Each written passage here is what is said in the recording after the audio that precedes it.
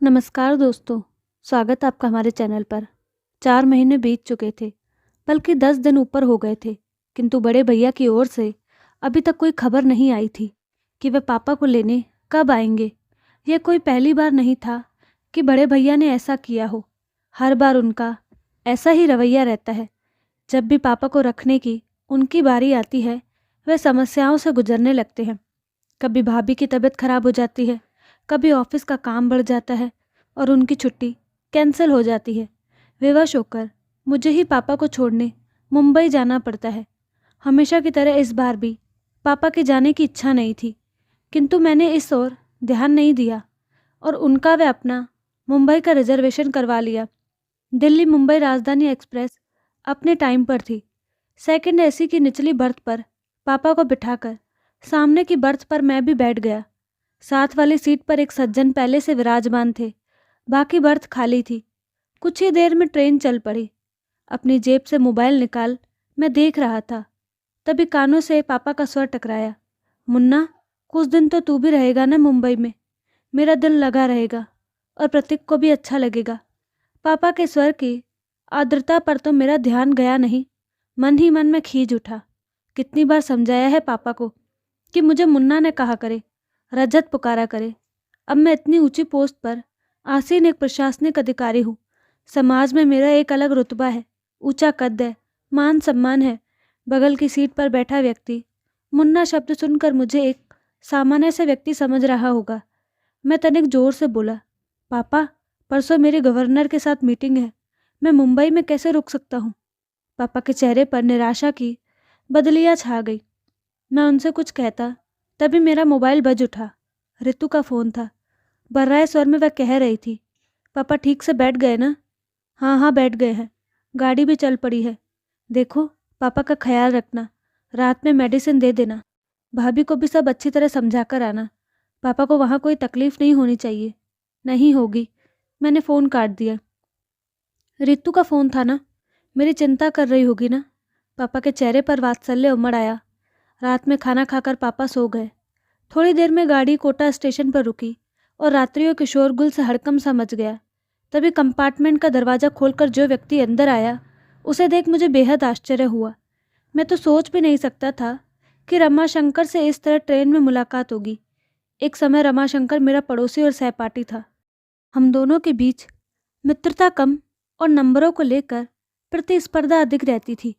हम दोनों ही मेहनती और बुद्धिमान थे, किंतु न जाने क्या बात थी कि मैं चाहे कितना भी परिश्रम क्यों न कर लूँ, बाजी सदैव रमाशंकर के हाथ लगती थी।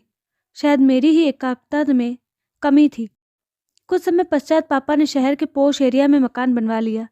मैंने कॉलेज चेंज कर लिया और इस तरह रमाशंकर और मेरा साथ छूट गया। 2 माह पूर्व एक सुबह मैं अपने ऑफिस पहुंचा। कॉरिडोर में मुझसे मिलने के लिए काफ़ी लोग बैठे हुए थे। बिना उनकी ओर नज़र उठाए मैं अपने केबिन की ओर बढ़ गया। यकायक एक व्यक्ति मेरे सम्मुख आया और प्रसन्नता के अतिरिक्त में मेरे गले लग गया।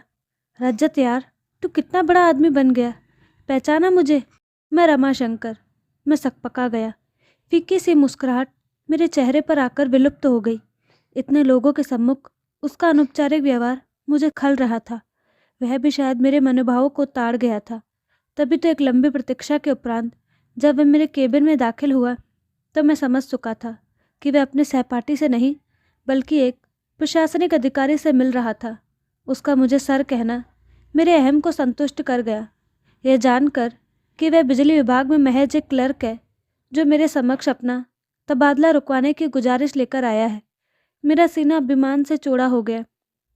कॉलेज के प्रिंसिपल और टीचर्स तो क्या, मेरे सभी कलीग्स भी यही कहते थे कि एक दिन रमाशंकर बहुत बड़ा आदमी बनेगा।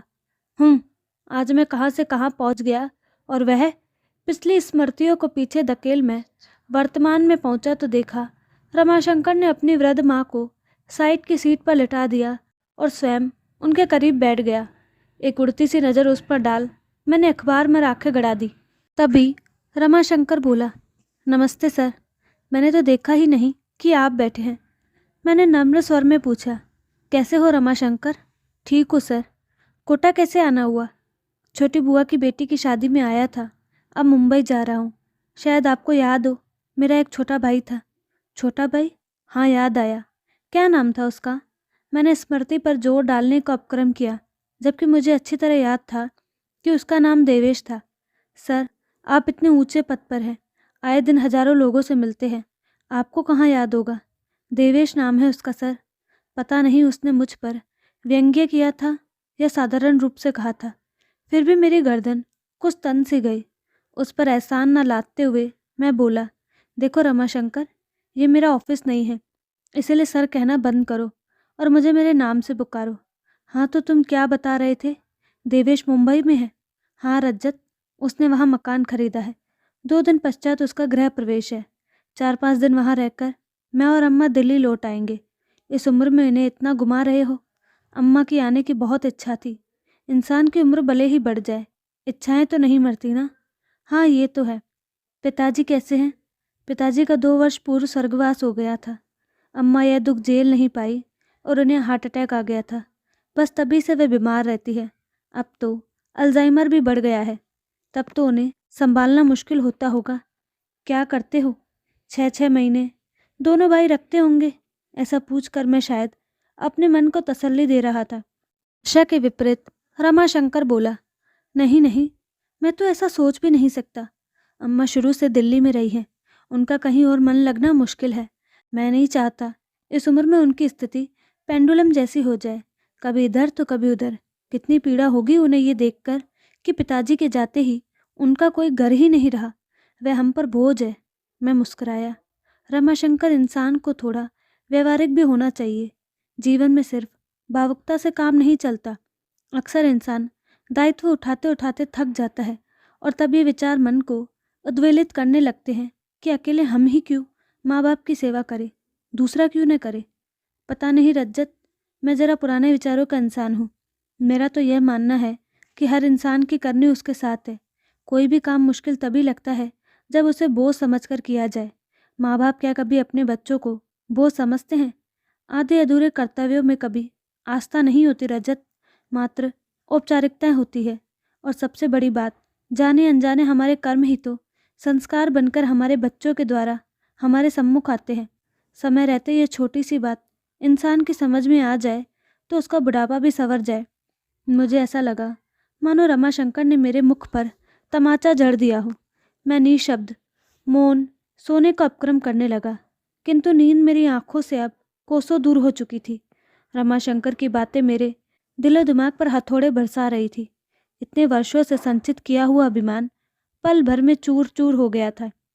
प्रशासनिक परीक्षा की तैयारी के लिए इतनी मोटी मोटी किताबों को पढ़ता रहा, किंतु पापा के मन की संवेदनाओं को, उनके हृदय की पीड़ा को नहीं पढ़ सका। क्या इतना बड़ा मुकाम मैंने सिर्फ अपनी मेहनत के बल पर पाया है? नहीं, इसके पीछे पापा मम्मी की वर्षों की तपस्या निहित है।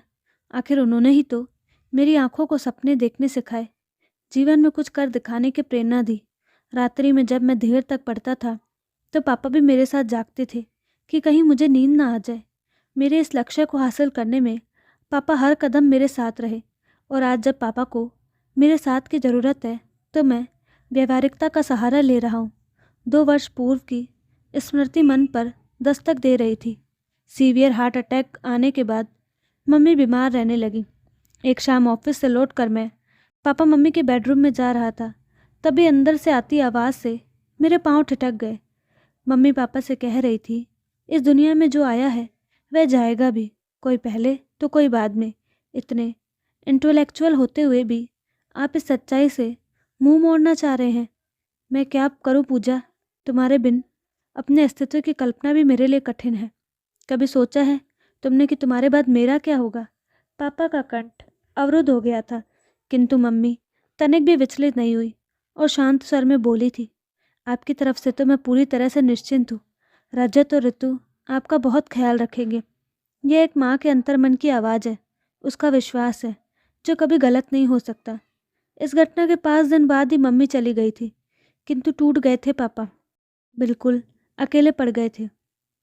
उनके अकेलेपन की पीड़ा को मुझसे अधिक मेरी पत्नी ऋतु ने समझा। यूं भी वह पापा के दोस्त की बेटी थी और बचपन से पापा के दिल से जुड़ी हुई थी। उसने कभी नहीं चाहा पापा को अपने से दूर करना, किंतु मेरा मानना था कि कोरी भावुकता में लिए गए फैसले अक्सर गलत साबित होते हैं। इंसान को प्रैक्टिकल अप्रोच से काम लेना चाहिए। अकेले में ही क्यों, पापा का दायित्व उठाऊं? दोनों बड़े भाई क्यों ना उठाए? जबकि पापा ने तीनों को बराबर का स्नेह दिया, पढ़ाया लिखाया, तो दायित्व भी तीनों का बराबर है। 6 माह बाद मम्मी की बरसी पर, यह जानते हुए भी कि दोनों बड़े भाई पापा को अपने साथ रखना नहीं चाहते, मैंने यह फैसला किया कि हम तीनों बेटे 4-4 माह पापा को रखेंगे। पापा को जब इस बात का पता चला तो कितनी बेबसी उभर आई थी उनके चेहरे पर। चेहरे की झुर्रियाँ और गहरा गई थी।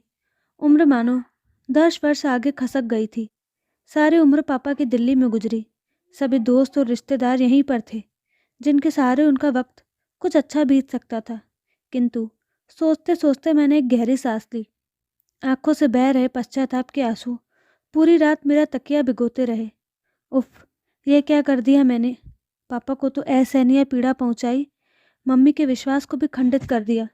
आज वह जहाँ कहीं भी होंगी, पापा की स्थिति पर उनकी आत्मा कलप रही होगी। क्या वह कभी मुझे क्षमा कर पाएंगी?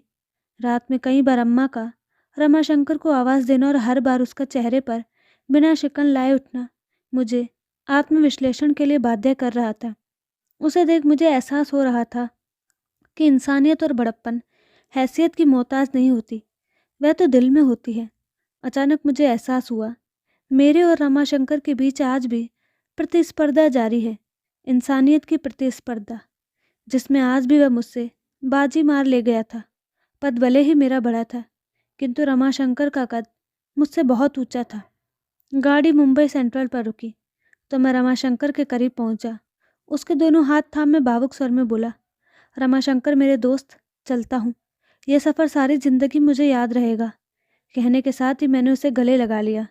आश्चर्य मिश्रित खुशी से वह मुझे देख रहा था। मैं बोला, वादा करो, अपनी फैमिली को लेकर मेरे घर अवश्य आओगे।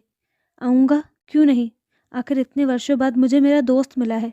खुशी से उसकी आवाज़ काँप रही थी। अटैची उठाए पापा के साथ मैं नीचे उतर गया। स्टेशन के बाहर मैंने टैक्सी पकड़ी और ड्राइवर से एयरपोर्ट चलने को कहा। पापा हैरत से बोले, एयरपोर्ट क्यों?